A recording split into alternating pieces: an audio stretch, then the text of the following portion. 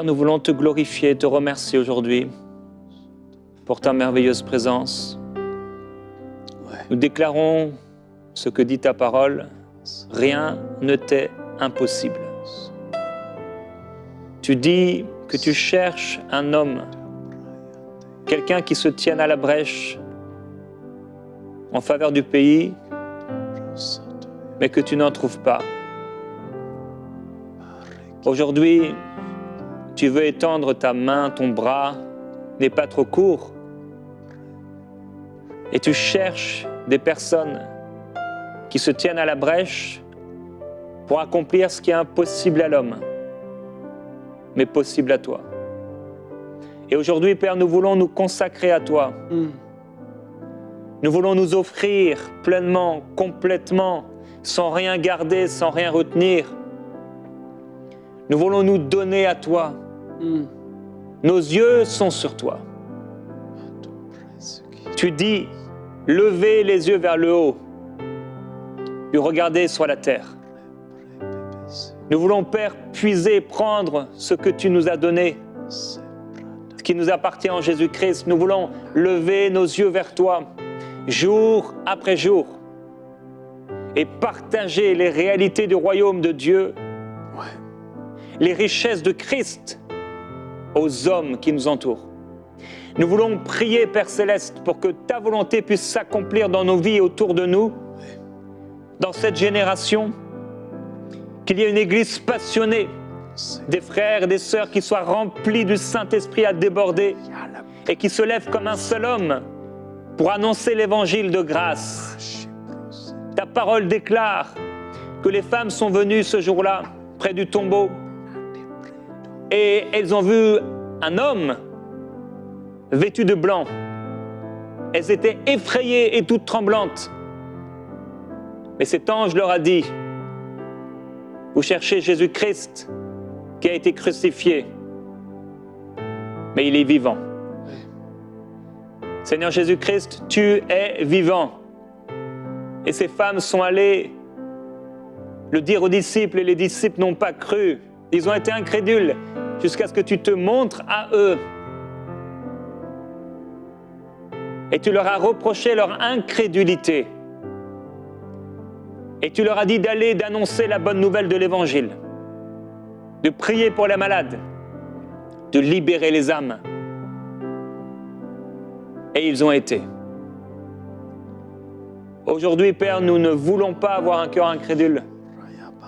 On refuse de vivre comme Frank le partageait cette semaine, avec le témoignage de cet homme qui était prêt à mourir pour toi et qui est mort en martyr, offrant sa vie. Tu l'as trouvé digne.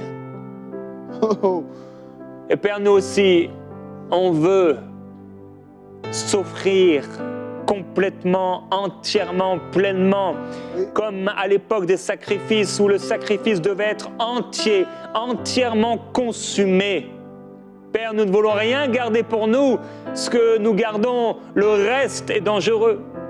Et Père, je prie pour quelqu'un aujourd'hui qui a gardé un reste, qui a gardé quelque chose pour lui, qui refuse que tu entres dans un domaine, une dimension de sa vie. Que ton feu, Esprit de Dieu, consume tout ce qui n'est pas à ta gloire, afin que l'impossible aux hommes puisse se manifester à travers lui, à travers elle. Père, elle tient peut-être son péché, elle ne sait pas comment elle va faire sans ses statuts, elle ne sait pas comment elle va pouvoir continuer sans croire dans ses superstitions, ces choses, peut-être ces relations qui lui font du mal. Et Père, toi qui connais tout, toi qui sais tout, tu l'appelles à s'en défaire, parce que tu veux te manifester à travers elle. Tu veux te glorifier, mais tu ne peux le faire qu'à travers un sacrifice entier. Seigneur Jésus-Christ, tu nous as montré l'exemple. Tu t'es donné entièrement et parfaitement, complètement, jusqu'au bout, jusqu'à la mort de la croix. Tu nous as montré un exemple, un modèle parfait. Et Père, aujourd'hui, on vient te prier, se présenter devant toi, en te disant, prends tout, prends nos vies, prends ma vie, et fais de ma vie ce que tu veux. Fais de ma vie ce que tu veux. Et mon frère, ma sœur, pendant ce temps de prière, consacre-toi au Seigneur. Donne-lui tout. Encore. Ces offrandes, elles étaient offertes pour certaines le matin et le soir. Et tous les jours, il en était ainsi. Matin et soir. Matin et soir. Et que nous puissions encore, et que tu puisses encore en ce moment te consacrer à Dieu. Ça, c'est l'adoration. Ça fait partie de l'adoration de se consacrer, de dire « Seigneur, me voici. Fais ce que tu veux, prends tout. Prends tout, je m'offre à toi. Prends tout. Prends tout, Seigneur. » Et ces sacrifices, ils étaient consumés, mais ce qui était impropre était jeté à l'extérieur, comme un sacrifice pour le péché. Mais tout ce qui était bon était consumé. Ce qui était mauvais était mis à l'écart. Disons, Seigneur, je rejette tout ce qui est mauvais pour ma vie, tout ce qu'il y a de mauvais en moi. Je n'en veux plus, je me consacre. Prends ma vie. Prends ma vie, Seigneur. Je veux tout te donner, ne rien garder. Et je t'en prie, si c'est dur pour toi, mon frère, ma sœur, dis-lui, Seigneur, c'est dur, mais je sais que c'est pas bon. Alors, Seigneur, mon âme s'en détache. Au nom de Jésus-Christ.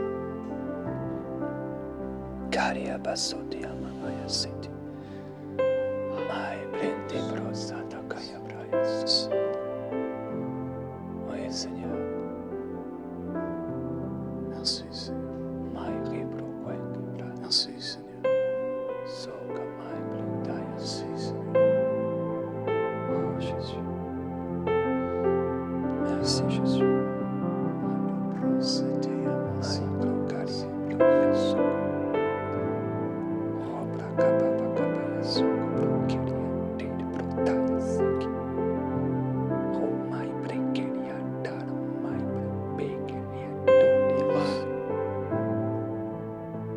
Mon Père, je prie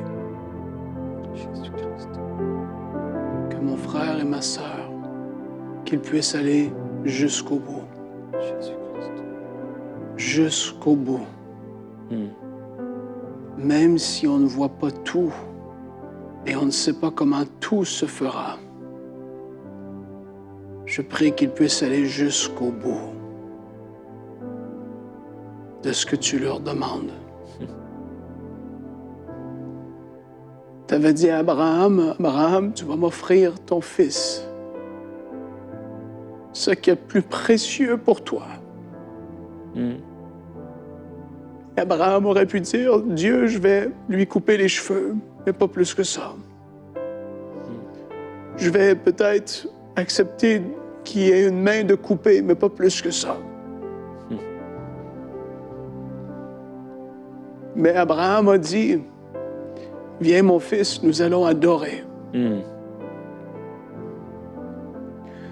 Nous allons adorer notre Dieu et nous allons lui offrir un sacrifice. Et Isaac ne savait pas que c'était lui. Il n'a rien retenu de ce que Dieu lui avait demandé.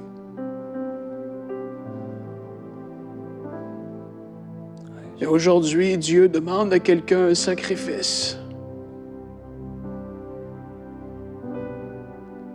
Et tu es comme mis au défi aujourd'hui.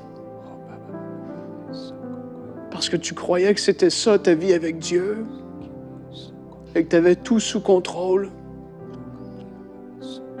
Mais aujourd'hui, il y a quelque chose de plus précieux qui t'est demandé. Mais Dieu ne fait pas les choses pour qu'on soit attristé ni peiné. Il les fait pour apporter une plus grande joie, une plus grande gloire une plus grande communion, une plus grande bénédiction. Que tu puisses entrer pleinement dans sa volonté pour ta vie. Et tu ne comprends pas tout aujourd'hui. Abraham n'a pas tout compris. Il ne comprenait pas tout le dessein que Dieu avait déjà de prévu. Et que c'était l'image de Dieu le Père qui offrait son Fils Jésus. Abraham n'avait pas saisi ces choses.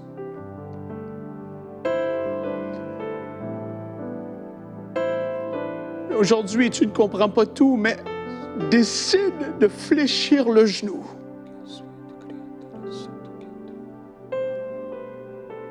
Relâche dans ta vie ce qui doit être relâché. Consacre-toi tout entier.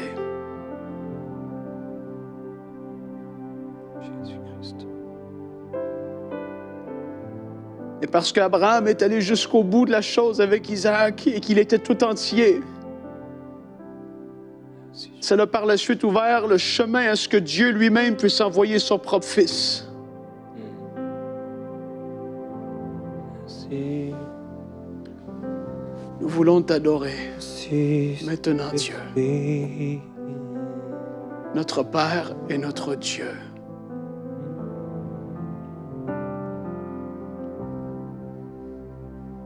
Nous t'offrons tout. Prends tout. Prends tout. C'est difficile pour certains d'entre vous maintenant. C'est difficile parce que c'est des choses que ça fait des années qui sont là. Ça fait des années que ces choses sont là dans vos vies. Et vous ne savez pas comment la vie va être sans ces choses. Si Dieu demande quelque chose, c'est parce que ça va être pour notre bien. Et il y a d'autres parmi vous, il va y avoir, ce que je ressens, c'est comme une lutte, comme Jacob a fait avec Dieu. Il a lutté avec jusqu'à ce qu'il obtienne ce qu'il avait besoin. La bénédiction qu'il voulait tellement recevoir, il a lutté avec Dieu lui-même.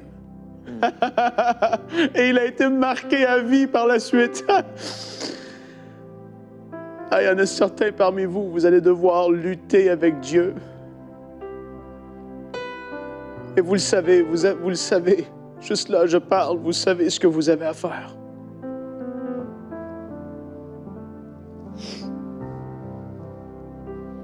Qu'il n'y ait rien de retenu.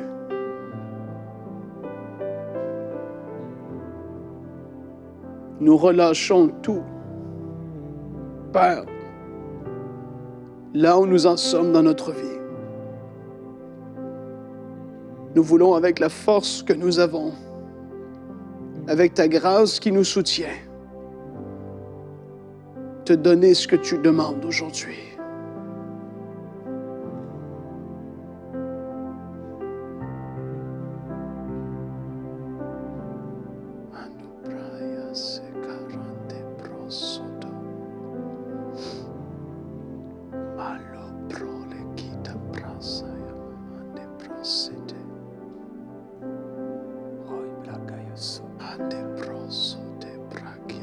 La parole déclare, mon juste vivra par la foi. Mais s'il se retire, mon âme ne prend pas plaisir en lui.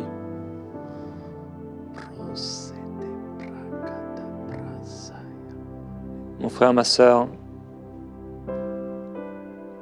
si tu t'es arrêté sur le chemin de la foi, tu n'es plus dans la foi, mais tu es entré dans l'incrédulité. Tu n'es plus comme Abraham, espérant contre toute espérance, fortifié par la foi, convaincu que ce que Dieu a promis, il va le faire. Mais tu réalises que ta foi a mal. Ta foi a été attaqués. Et cette semaine, Frank parlait de cette amertume, cette aigreur que plusieurs avaient dans leur cœur par rapport à des situations ou par rapport à des gens ou par rapport à la vie. Et c'est le temps aussi d'abandonner cette amertume.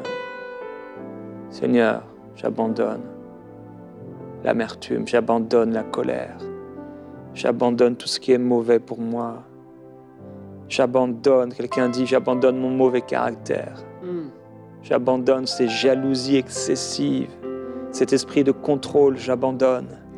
J'abandonne cet orgueil, j'abandonne cette insolence, j'abandonne ce manque de vigilance, cette façon de vivre n'importe comment. J'abandonne tout ce qui est impur, tout ce qui est mauvais, tout ce qui est souillé, tout ce qui est dangereux, tout ce qui est impropre, tout ce qui ne me va pas en tant qu'enfant de Dieu. J'abandonne pour marcher par la foi. Père, je prie pour ceux dont la foi a été éprouvée et aujourd'hui, ils se sont retirés. Alors peut-être pas retirés de leur église, peut-être qu'ils ont encore la Bible à la maison, mais il n'y a plus de vitalité, il n'y a plus de foi active, il n'y a plus une vie de l'esprit. Et je prie, Père, qu'il se passe quelque chose de surnaturel, que ta main soit sur eux en ce moment, en cette soirée pour quelqu'un, en cette journée. Que ta main soit sur cette personne. Que la gloire du Seigneur se manifeste. Au nom de Jésus-Christ. Reviens à Dieu si tu t'es éloigné. Reviens au Seigneur de tout ton cœur. Ne va plus un temps avec Dieu et un temps où tu sombres et tu tombes des fois tellement loin et profondément et au point où des fois tu te réveilles comme quelqu'un qui se réveille de son sommeil et tu as honte. Et tu sais que c'est pas ça la vie à laquelle tu es destiné. Et je prie que tu puisses te réveiller. Comme dit la parole, réveille-toi, toi qui dors. Réveille-toi d'entre les morts et Christ t'éclairera. Et je prie qu'avec l'esprit de repentance, l'esprit qui illumine, l'esprit qui donne la vie, te saisisse et ouvre tes yeux. Et alors tu verras et tu réaliseras combien tu étais dans l'erreur et tu ne voudras plus jamais retourner en arrière. Qu'il en soit ainsi au nom de Jésus-Christ dans ta vie. Père, je prie pour ceux qui sont dans cette situation, que leurs yeux soient ouverts. Ils vont là dans le monde et ils vont user du monde et manger dans le monde et vivre dans le monde et se réjouir dans le monde. Et ça ne leur va pas. Ce n'est pas fait pour eux. Tu les as rachetés, tu les as sanctifiés, tu les as mis à part pour qu'ils te soient consacrés. Ouais. Ils sont à toi et ils sont pour toi. Et aussi longtemps que tu voudras vivre une autre vie que celle qui t'est destinée, tu seras malheureux, malheureuse. Je ne sais pas quels sont tes combats et ce qui t'a amené dans cette séduction, ce qui t'a fait sombrer. Mais j'aimerais te dire qu'à la fin, il ne reste que Dieu. Et que tout disparaîtra devant lui. Même les cieux, le ciel sera roulé comme on roule un manteau, une feuille de papier. La terre disparaîtra et tu te retrouveras face à face avec lui. soit pour une éternité vécue dans sa présence, soit en étant rejeté de lui. Et la bonne nouvelle, c'est que même quand nous sommes infidèles, il reste fidèle. Mais c'est aujourd'hui le jour du salut. Et c'est aujourd'hui le jour de ta délivrance où tu dois renoncer entièrement à tout ce qui n'est pas à sa gloire. Je t'en prie, abandonne. Renonce au mensonge, renonce à l'adultère. Renonce à la dissolution, à une vie vécue dans le péché, dans les ténèbres. Si tu as sombré l'Esprit de l'Éternel, te relève maintenant d'entre les morts, au nom puissant de Jésus-Christ, le Fils du Dieu vivant. Sois relevé, sois fortifié, sois consacré pour ton Dieu. Au nom de Jésus, tu seras saint, car il est saint. Et tu es à moi, dit le Seigneur. Amour éternel. Et je te conserve ma bonté.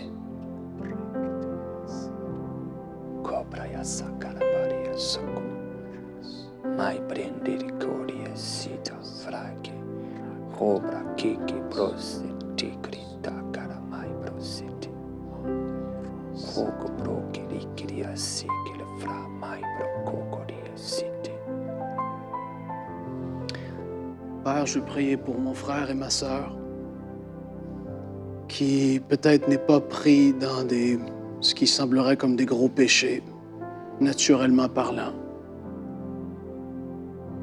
Mais je veux prier pour tous ceux qui se sont qui sont glissés dans une tiédeur spirituelle, qu'ils ont plus l'amour pour leurs frères et leurs sœurs spirituels. C'est parti. En tout cas, ce n'est pas comme c'était auparavant. L'amour du prochain, c'est plus là. Et le mépris pour ta parole, ou en tout cas, l'indifférence par rapport à ce que tu dis forcément et toutes ces choses, Père, qu'on pourrait entendre prêcher les dimanches matins ou au travers des messages sur Internet. Il y a une indifférence qui s'est installée. Je prie afin qu'il y ait un changement. Je prie afin qu'on puisse défricher un champ nouveau comme on l'a vu au début de cette semaine.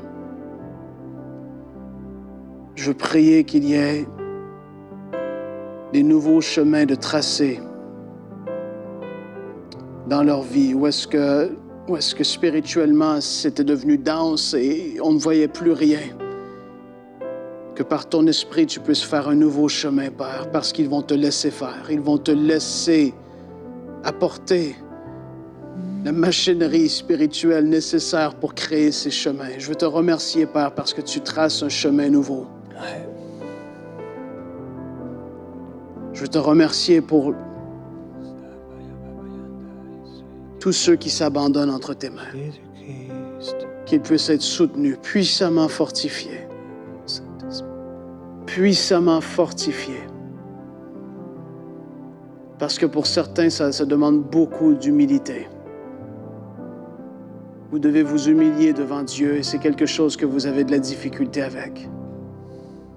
Vous croyez que vous étiez, je ne sais pas quoi, spirituellement parlant, mais il y a comme une lumière qui s'allume, il y a un déclic qui se fait.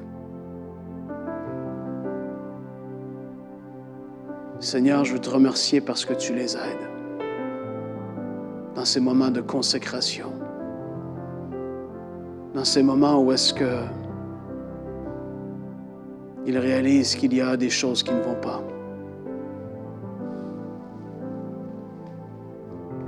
Nous remettons tout entre tes mains.